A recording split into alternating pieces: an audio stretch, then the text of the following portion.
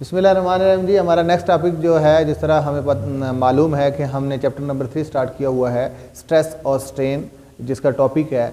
तो स्ट्रेस हम डिस्कस कर चुके हैं, उसकी टाइप्स को डिस्कस कर चुके हैं पिछले प्रीवियस लेक्चर में। तो आज का हमारा जो लेक्चर है वो स्ट्रेन से रेलेवेंट है। स्ट्रेन बेसिकली होती क्या है?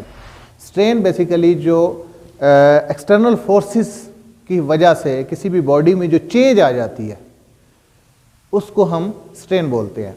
जो चेंज किसी भी बॉडी में एक्सटर्नल फोर्सेस की वजह से आती है उसकी मिकदार को स्ट्रेन कहा जाता है।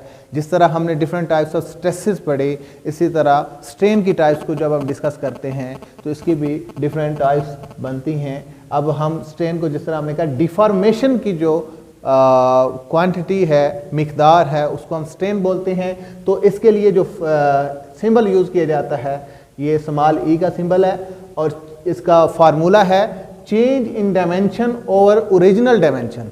Change in dimension over original dimension is equal to strain.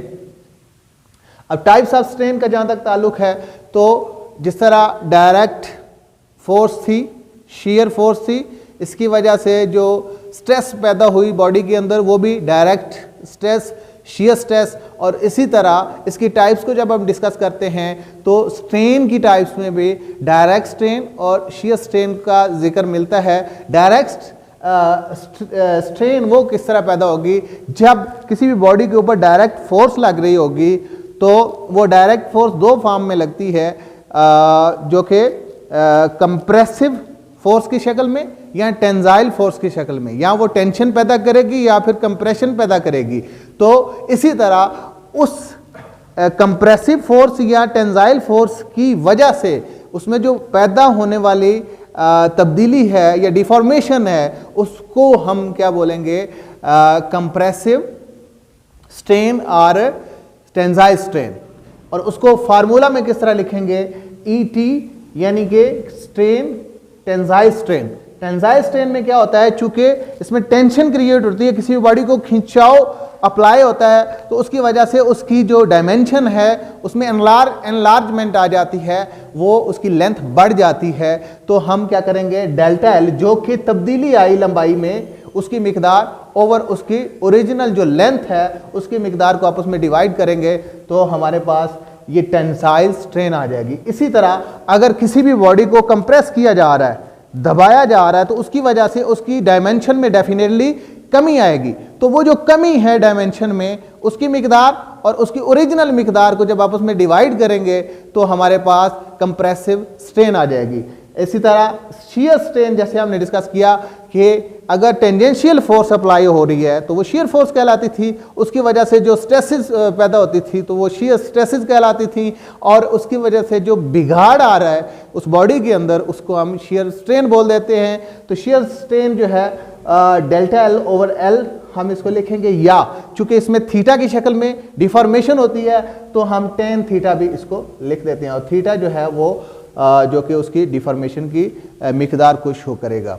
इसी तरह वॉल्यूमेट्रिक स्ट्रेन है नेक्स्ट हमारी स्ट्रेन की टाइप में। वॉल्यूमेट्रिक स्ट्रेन कि अगर किसी भी बॉडी के ऊपर जो अप्लाइड फोर्सेस हैं उसके वॉल्यूम में चेंज लेके आती हैं तो उसका change in volume over original volume, हम इनकी वैल्यूज को पुट करके जब सॉल्व करेंगे तो हमारे पास आ जाएगी वॉल्यूमेट्रिक स्ट्रेन। इस तरह लेटरल स्ट्रेन जो है वो बेसिकली लेटरल स्ट्रेन होती क्या है कि अगर किसी भी अप्लाइड फोर्स की वजह से किसी भी बॉडी की एक डायमेंशन में चेंज आती है, या उसकी ब्रेथ चेंज हो जाती है या उसकी डेप्थ चेंज हो जाती है, तो उसकी वजह से जो स्ट्रेन या चेंज पैदा होती है उसको हम लेटरल स्ट्रेन बोलते हैं।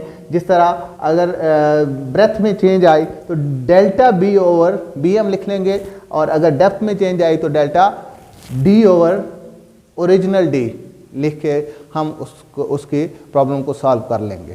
तो ये थी जी हमारी स्ट्रेन की टाइप्स। तो नेक्स्ट हमारा जो टॉपिक है मॉडुलस ऑफ इलास्टिसिटी है। Modulus of elasticity is basically the ratio of direct stress and direct strain. Direct stress और डायरेक्ट स्ट्रेन के दरमियान जो रेशो है उसको हम मॉडुलस ऑफ इलास्टिसिटी कहते हैं। इसका जो फार्मूला है वो हम इस तरह लिखेंगे, modulus of elasticity is equal to direct stress over direct strain.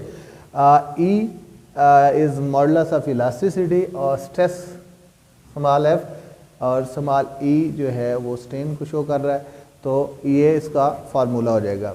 इसी तरह हुक्स लॉ नेक्स्ट जो टॉपिक है वो डिस्कस किया जाता है आपके इस सिलेबस में। Hooke's law is basically states that stress is directly proportional to strain, but एक लिमिट इसमें दी जाती है, within elastic limit stress is directly proportional to strain. मतलब किसी भी बॉडी के ऊपर जब एक्सटर्नल फोर्सेस अप्लाई होती हैं, उनके अंदर जो स्ट्रेसेस पैदा होती हैं, उनकी मिकदार जो है वो डायरेक्टली प्रोपोर्शनल होती है स्ट्रेन की मिकदार के, यानी कि स्ट्रेस की मिकदार बढ़ती जाएगी तो स्ट्रेन की मिकदार भी बढ़ती जाएगी, उसकी वैल्यू भी बढ़ती जाएगी। तो कब तक बढ़ती जाएगी? विद इन इलास्टिक लिमिट, यानी कि उस बॉडी की इलास्टिक लिमिट जब ख़त्म होगी डेफिनेटली वो ब्रेक हो जाएगी, मुख्तलिफ हिस्सों में टूट जाएगी और वो डिफॉर्मेशन जो है वो दोबारा वो कांस्टेंट हो जाती है। लेकिन वो जो इलास्टिक लिमिट के अंदर अगर फोर्सेस लगाई जाएं, तो जिस तरह किसी रबर को हम खींचते जाएं उसकी इलास्टिक लिमिट के अंदर और उसको खींचते जाएंगे, तो जितना खींचते जाएंगे जितनी यानी कि उसके अंदर स्ट्रेसेस पैदा हो जाएंगी, एक्सटर्नल फोर्सेस जितनी बढ़ती जाएंगी तो उसमें एनलार्जमेंट भी उतनी ज़्यादा होती जाएगी और जब हम उसको छोड़ेंगे तो वो दोबारा अपने असली हालत में आ जाएगा। तो इसके बारे में हुक्स लॉ जो है वो कहता है कि within elastic limit stress is directly proportional to strain, और इसको हम लिख सकते हैं stress is equal to constant strain, constant into strain हो जाएगा। कांस्टेंट की वैल्यू हमारे पास आ जाएगी स्ट्रेस ओवर स्ट्रेन, और कांस्टेंट को अगर हम ई से डिनोट करें तो stress E is equal to stress over strain और A is equal to stress over strain. ये वही आपका मॉडुलस ऑफ इलास्टिसिटी का फार्मूला बन जाता है जो अभी पहले हमने डिस्कस किया है। तो नेक्स्ट हमारा जो टॉपिक है वो शेयर मॉडुलस है। Share modulus is basically ratio between shear stress and shear strain. Ratio between shear stress and shear strain is known as shear modulus. G से इसको डिनोट करेंगे और shear stress और shear strain. Bulk modulus next हमारा topic bulk modulus is basically a ratio between direct stress और volumetric strain.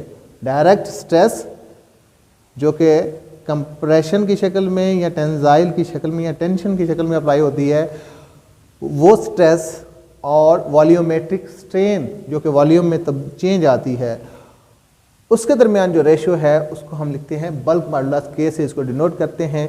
Poisons ratio, what is Poisson's ratio, जो next important topic है वो है Poisson's ratio. Poisson's ratio is ratio between lateral strain and linear strain. Lateral strain और linear strain के दरमियान जो निस्बत है उसको हम क्या बोलते हैं? पॉइजन्स रेशियो बोलते हैं। और इसको हम लिखेंगे ई डी, मतलब एक डायमेंशन में जो चेंज आई और उसको उसकी, और रेशियो है लीनियर यानी कि लेंथ में जो चेंज आती है लीनियर स्ट्रेस की वजह से, लीनियर जो आपकी उसमें डायमेंशन में चेंज आती है डायरेक्ट फोर्स की वजह से, यानी कि लेंथ की में एनलार्जमेंट होती है या उसमें कमी होती है।